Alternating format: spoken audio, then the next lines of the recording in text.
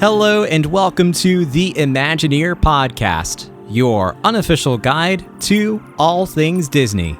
I'm your host, Matthew Krull, and you're listening to episode 134 of the Imagineer podcast. This week, Guardians of the Galaxy Cosmic Rewind opened at EPCOT in Walt Disney World. Since the announcement in 2017 that this attraction would be coming to the park, fans of Marvel and of EPCOT have been speculating, wondering, and asking, what is this experience going to be like? And now that the attraction is open, the collective consensus is, wow, this attraction is amazing. And it certainly is an out-of-this-world experience, pun intended.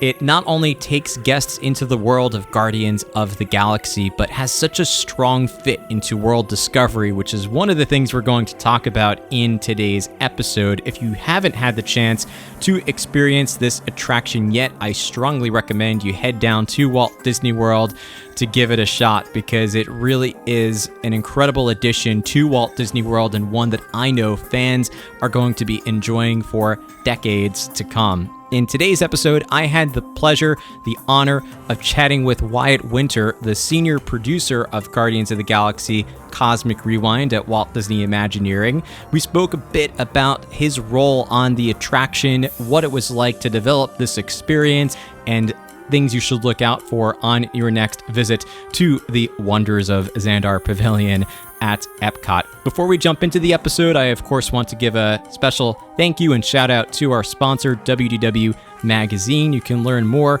about WDW Magazine by heading to their website, which you can find a link in the show notes of this episode, or at imagineerpodcast.com.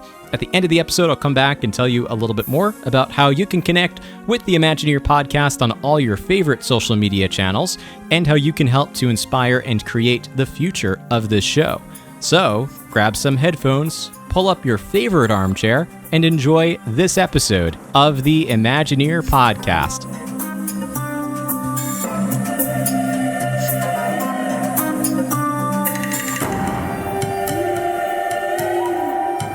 Wyatt, welcome to Imagineer podcast. Hey, thanks for having me. Yeah, thanks so much for chatting with me about Guardians of the Galaxy Cosmic Rewind, brand new attraction at EPCOT at Walt Disney World. So excited to chat with you. To frame the conversation, I thought it would be a great idea to start with your role on the project. So can you talk a little bit about your role on Cosmic Rewind? Yeah, so I am served as the senior producer for this project, and that's my title as well as the role on the job. And what I describe that as is really kind of the project manager and kind of lead for all the creative and design half of the project. And so kind of helping everything from ideation, blue sky, what is this, to executing it in the field and helping kind of guide and lead the teams. That's a dream role, I know, for a lot of people listening right now. And I am certainly looking forward to asking some specific questions about this project. And one of the ones I wanted to start with had to do with the overall theme and story of EPCOT, because it's evolving into a new direction. And I'm curious how you and the team went about developing the story so that it fit into the narrative of EPCOT's world discovery. Yeah, I mean, that was a very important thing for us as a team. We all grew up as a fan of EPCOT, coming here as a guest through all the different decades. And one of the ways we did that as we started looking at it was just Xandar itself felt and looked very Epcotian, as we say in the project or in the attraction. And so that was a leaping off point for us in thinking about Xandar and their kind of futuristic city.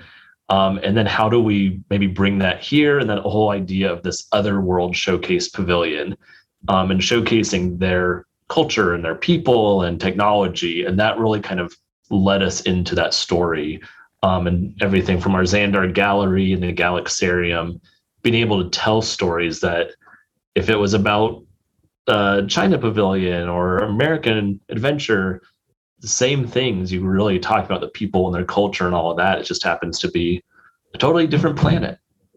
Yeah, when the project was announced, I was curious, how is this going to fit into EPCOT? And now that it is here and I've seen as much as I possibly can about the attraction. It seems to fit so perfectly, which is such a great part of this attraction. You mentioned the Wonders of Xandar Pavilion, and I love the fact that it's the same bones of the Universe of Energy Pavilion. So you mentioned you're a fan of Epcot. What was it like to sort of repurpose the existing Universe of Energy Pavilion into the Wonders of Xandar Pavilion? Yeah, I mean, that's a big part of this whole project was kind of paying homage to the past, looking forward as well, and kind of straddling those two worlds. And that Universe of Energy building is just this massive kind of iconic piece of Epcot architecture.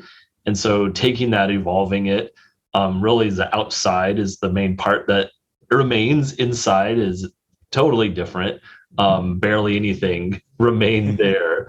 But it was kind of, how do we keep that? And it was fun to have an attraction that no one really could see it. We built that building existed. We built the other building out back. And so we could build all of this and have a good surprise at the end for everyone.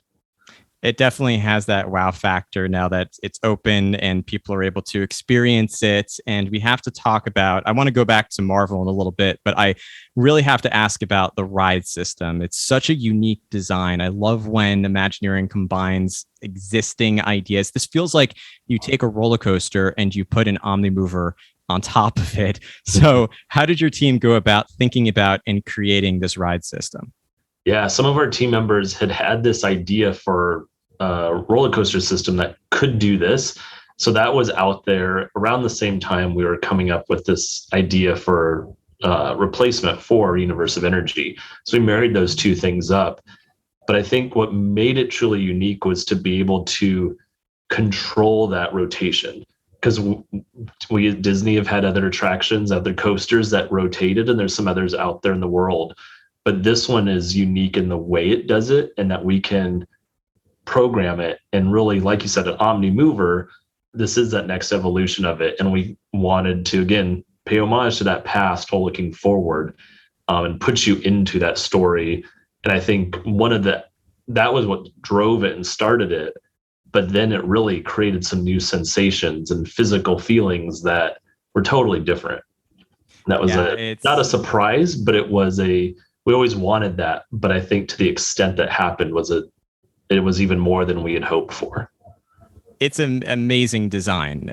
I'm always amazed to see the new attractions and the new technology that's available, and it's really a lot of creativity that's involved here, which is fantastic.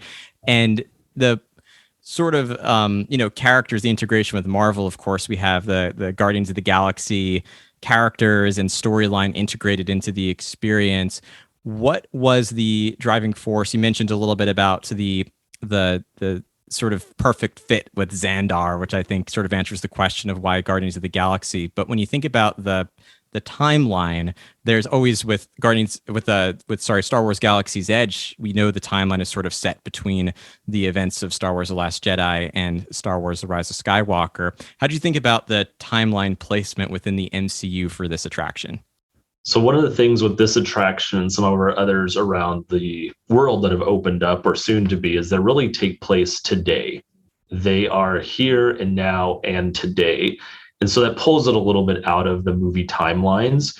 We obviously talk a lot about the Battle of Xandar and what events that happen after the first Guardians film. So we kind of say that we're after that, but we are not in any specific timeline tied to the films. And so we are our own kind of world, if you will. I guess you can almost say it. It's not a multiverse, if you will, but we're our own thing. And some of the stuff at Disney's California Adventure and upcoming in Paris take that same idea that it's here today and it's its own kind of time period. Absolutely. It makes so much sense, and it can evolve with the new series and movies and anything else that comes out. The placement will be evergreen within Epcot, which is a great fit. Exactly. Guardians of the Galaxy, one of the main components, as we know, is music. It's why Guardians of the Galaxy Mission Breakout, you have these incredible songs that are part of the experience. And that's the same with Guardians of the Galaxy Cosmic Rewind.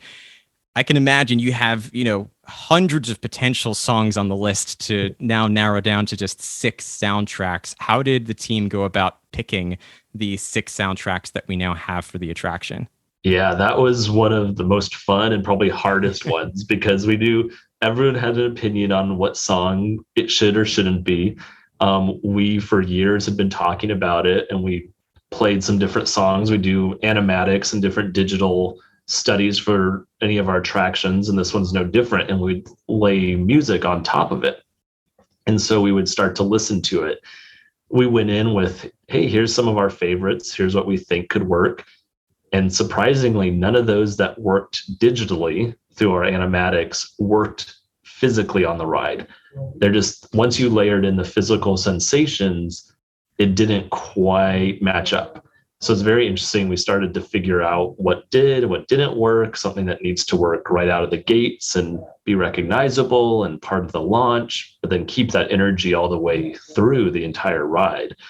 And eventually, September was one of the first songs that we, probably about halfway through, or a little bit more than halfway through our process, landed on. And it was like, this worked. This was fun. It was enjoyable. You could sing, you could dance, and all of that. And then we kind of went from there to eventually get our 6. And I think there's, amongst our team and hearing our guests and our cast members talk about it, everyone has their favorite. And it's been funny that I don't think there's any consensus that one of the songs is by far, in a way, lead. There's really this kind of a love for your own personal favorite. Yeah, I love that too. There's a couple that are in particular, I think, really strong fits for the story, like One Way or Another, I'm Gonna Get Ya, and Everyone Wanna Rules the World. And I feel like there's a really strong tie into the storyline that happens on the attraction too, which is so great. Obviously we're talking a little bit about Marvel, so I imagine that there was probably some teamwork with the team at Marvel. And I know that the cast specifically recorded a lot of footage, unique footage, original footage for this attraction. So what was it like to work with the team and the cast over at Marvel for this experience? Yeah, it was great to partner with them as a whole and with the studio to kind of bounce ideas off for the story from early days of what is this, how does it work, to then reviewing scripts and being on set in Atlanta with the film team to film. And so from James Gunn and the cast, all of them right there on set, and then filming our other characters with Glenn Close and Terry Crews joining us as well. That was a separate shoot. That was a ton of fun too, to kind of step back into that world for her and his first time as part of that world. Yeah, the pre-shows are amazing. I'm not going to spoil anything. I'm not going to ask how you did certain things at the pre-show because there's some incredible effects there that will blow everybody's minds when they experience it for the first time. But I'm curious personally for you, what is your favorite part of the attraction? Oh, I get that question, and it kind of changes depending on what's going on, to be honest. I think probably twofold. I guess I'm going to cop out and give you 2 answers. That's fine. I think this new ride system is a huge one. Having kind of added to that pantheon of Disney coasters and all of that doesn't happen every day. And so, and being so unique and different was a fun one for that.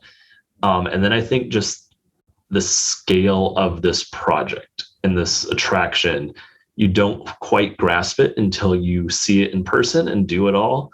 It was kind of a badge of pride that we were able to keep a lot of it pretty secret along the way and then reveal it.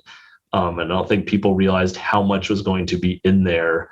And projects like these don't come along every day. And so it's to be part of that and kind of bring it to life. But front door to exit, there's something really almost for everybody, and almost multiple attractions in one.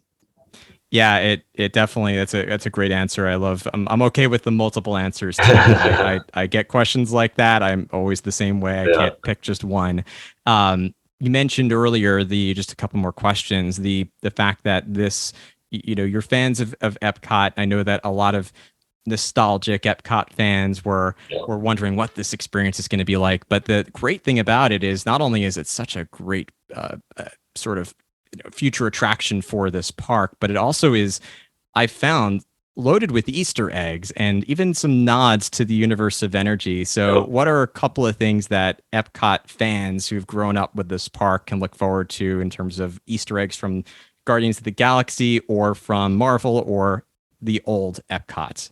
Yeah, so there's all of those in there. Some are a little more hidden, some are more overt. I think Universe of Energy, obviously, because we were there. There's a couple things. We used the old icon for the pavilion that plays a part throughout different graphics. We talk about how as Xandarians learn about us Terrans, they've learned about Epcot Center and radial city plan designs and kind of connecting original Epcot Center to some of their city planning and the shared love of good design. And then I think my favorite one is we were able to redo the Universe of Energy song in a rock version that plays. And if you know it, you hear it, but it's plays when you verge the villain, when Isan and Guardians and you all meet up on the ride. You hear that song. And I think to be able to get that in, it's kind of a early moment. And then it was like, we did it. It's fun and plays on multiple levels.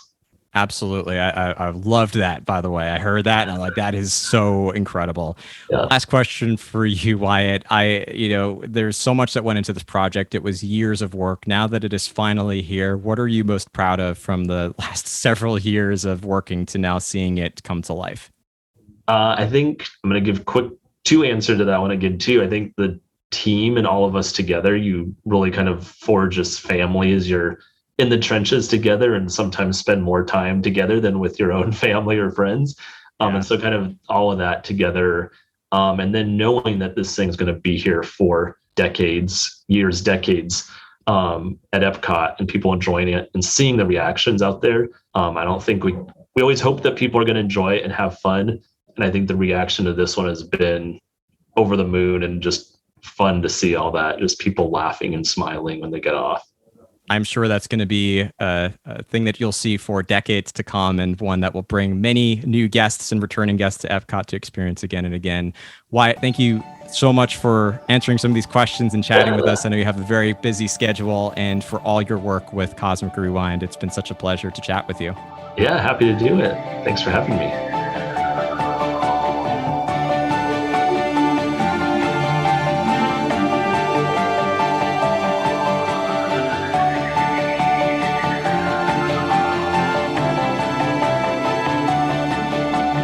And with that, we close out episode 134 of the Imagineer podcast. I want to give a very special thank you to Walt Disney Imagineering, and in particular to Wyatt, for taking the time to chat with me about this attraction experience and learn a little bit more about what it was like to develop this incredible new attraction at Walt Disney World. I, of course, want to turn this conversation over to you and hear what you are looking forward to the most on your next trip to experience this attraction. And perhaps is there a particular soundtrack that you're really hoping for on your next ride through this roller coaster? You can send me your answers and feedback in so many different ways. I would encourage you, as always, to follow us and connect with us on social media on Facebook, Instagram, TikTok, and LinkedIn at Imagineer Podcast. You can join our Facebook group, The Imagination, also called the Imagineer Podcast Disney Fan Community.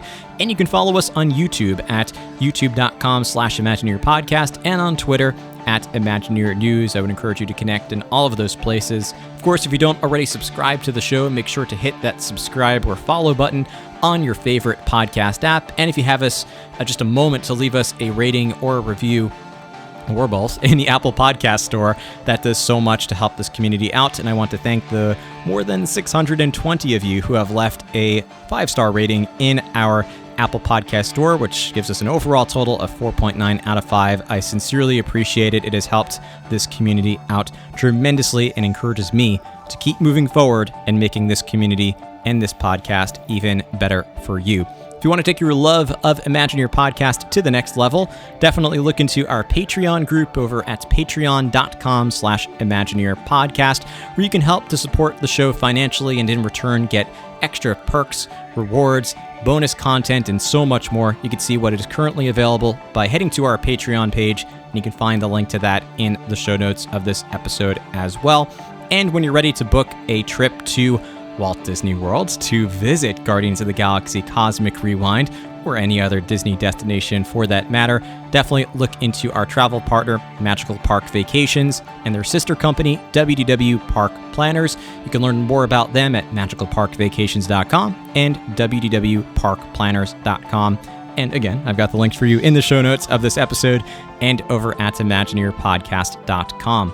Last but not least, I want to encourage you, as always, to go after your hopes, your dreams, your goals, whatever you might be looking to accomplish. Take those first steps today to make those dreams come true. And remember, as always, that amazing quote from Horizons: if you can dream it, you can do it. Thank you so much for listening to the show, and we'll see you again in a future episode of the Imagineer podcast.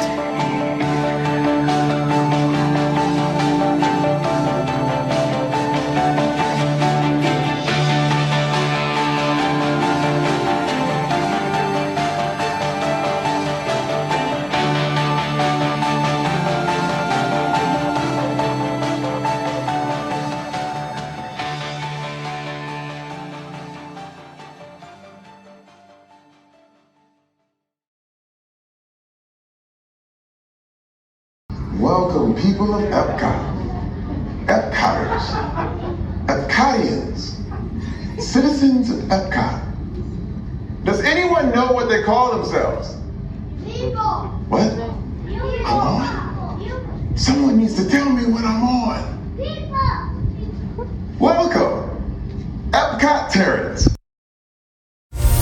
When you're at Walt Disney World Resort for the world's most magical celebration, every moment is amazing, the joy is never-ending, and the memories last a lifetime. Because when you celebrate with us, nothing could be more magical. Contact Magical Park Vacations to book your Walt Disney World Resort vacation today. Call 585-662-3686 or visit magicalparkvacations.com.